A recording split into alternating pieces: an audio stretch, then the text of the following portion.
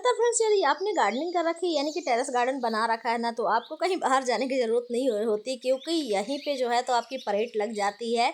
और देखिए ना, आज जो है तो मैं टेरेस गार्डन पे सब्जी तोड़ने के लिए आई हूँ, और मुझे ना घूम घूम के सब्जी तोड़नी पड़ती है जब आप टेरेस गार्डनिंग करते हैं। तो ये होता ये है कि आपको बाहर जाने की ज़रूरत ही नहीं पड़ती, सारी परेड एक्सरसाइज जो है तो छत पे ही हो जाती है। और देखिए ना, काफ़ी दिनों से जो है तो बारिश तो हो ही रही थी हमारे यहाँ, जिससे कि वैसे ये पत्ते उत्ते जो दिख रहे हैं ना, ये पीले पड़ गए हैं, खासकर बेल वर्गीय सब्जी की, जैसे कि कद्दू है, और ये गिलकी के पौधे हैं, करेले के पौधे, ये वाले जो पौधे हैं ना, इन्हीं में ज़्यादा असर दिख रहा है ज़्यादा बारिश का। लेकिन गिलकियाँ बहुत सारी मिल रही हैं, अभी भी ढेर सारी मिल रही हैं। बस हो क्या गया है कि जब ज़्यादा कोई चीज़ सब्जी होती है ना, तो फिर सब लोग बोर होने लगते हैं। यही हाल मेरे यहाँ पे है। तो पहले तो मैं सब्जी लगाती हूँ, फिर इसके बाद ना सब्जियों की नई नई डिश खोजती हूँ, भाई इनको बनाया कैसे जाए कि सब लोग बोर ना हो, मतलब खाते रहें। यही हाल हो गया है। अब गिलकी बहुत सारी निकल रही है। गिलकी एक ऐसी सब्जी है ना कि ये एक बार इसकी बेल फैल गई, और मतलब ज़्यादा केयर भी ना होना, तो आपके लिए तो पर्याप्त मिल ही जाती है। जैसे हमारा टेरेस गार्डन है, और टेरेस गार्डन से इतनी सब्जियां तो पर्याप्त हो जाती है।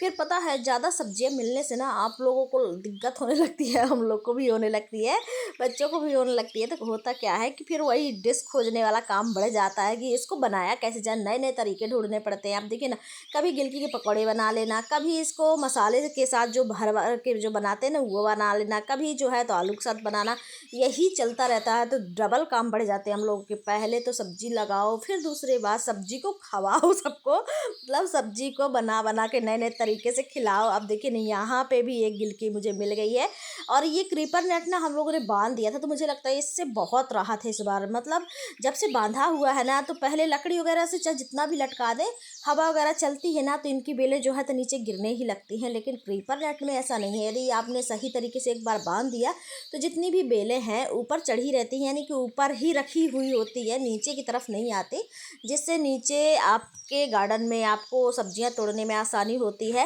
हालांकि सारी जगह मैंने नहीं लगाया, एक दो जगह ही लगाया, बाकी जगह तो लकड़ी वगैरह लगाई है, क्योंकि अभी उतना प्रॉपर तरीके से मैंने बनाया नहीं है। इस बार तो थोड़ा सा ज़्यादा पास पास में भी हो गया है, क्योंकि जो गार्डन में काम वगैरह हुआ ना, बाउंड्रेशन वगैरह का, उसकी वजह से पौधे उस समय छोटे छोटे थे, तो सब लोगों ने एक ही जगह खिसकाते खिसकाते मतलब पास पास में कर दिया है।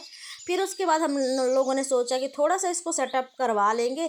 लेकिन इतनी बारिश हुई उसके बाद से कि जो काम करने वाले आते थे ना, वो भी नहीं आए। फिर होता ना कि कोई काम एक बार बंद हो गया तो फिर बंद ही हो जाता, वही स्थिति हो गई। फिर उसके बाद जो जैसा रहा वैसा ही पड़ा रहा। तो ये स्थिति थी। और अभी भी जो है तो काफ़ी ज़्यादा बारिश हो रही है, और गार्डन में सब्जियां तो मिल रही हैं, प्रॉपर सब्जियां मिल रही हैं। बस परेड लग जाती है भाई सब्जियों को ढूंढ ढूंढ के तोड़ना, कभी इस तरफ जाना, कभी उस तरफ जाना, कभी घूम घूम के, मतलब कभी भिंडी लेना, कभी गिलकी लेना, ऐसे घुस घुस के तोड़ना पड़ता है। तो यदि आपने गार्डन बना रखा है, तो सच बता रही हूँ, एक्सरसाइज की आपको ज़रूरत नहीं पड़ने वाली है। आप सब्जियां तोड़ना शुरू कर दीजिए, या फिर पौधों को देखना शुरू कर दीजिए, या फिर पौधों की सफाई करना शुरू करेंगे ना, तब तो आपकी परेड से भी ज़्यादा परेड लगने वाली है। क्योंकि जब सफाई होती है, तो घुस घुस के इन पौधों के बीच में घुसना, इनकी सफाई करना, कमर तोड़ काम हो जाता है। आप सोच सकते हैं कि गार्डनिंग में बहुत ज़्यादा काम होते हैं।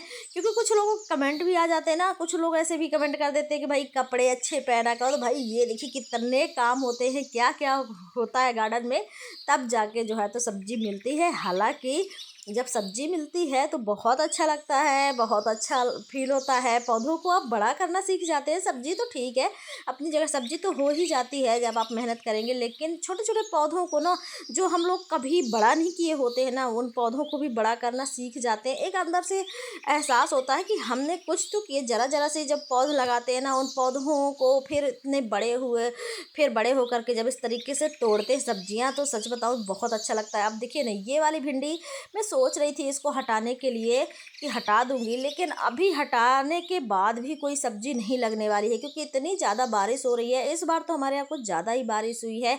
आपके यहाँ का क्या हाल है, मुझे कमेंट में बताइएगा। क्या आप लोगों के यहाँ भी हो रही है? होती थी हमारे यहाँ, बस ऐसे होती थी ना कि रुक रुक के, जैसे कि आज बारिश हुई, 2 दिन हो गई, फिर धूप निकल गई, फिर हुई, ऐसे होती थी। लेकिन अभी जो चल रहा है ना, तो हफ्ते भर से ज़्यादा हो गए, मुझे लगता है 8-10 दिन हो गए। 8-10 दिन में जो है तो शायद है कि पौधों को अच्छी धूप मिल पाई हो।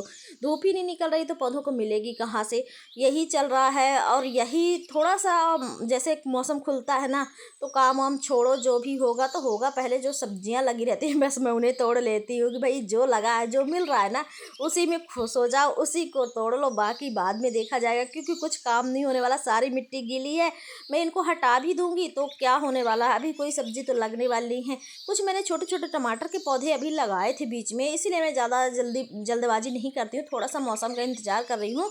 बीज भी अभी मैंने लगाना शुरुआत नहीं किया है, क्योंकि कुछ पौधे मैंने टमाटर के लगाए थे।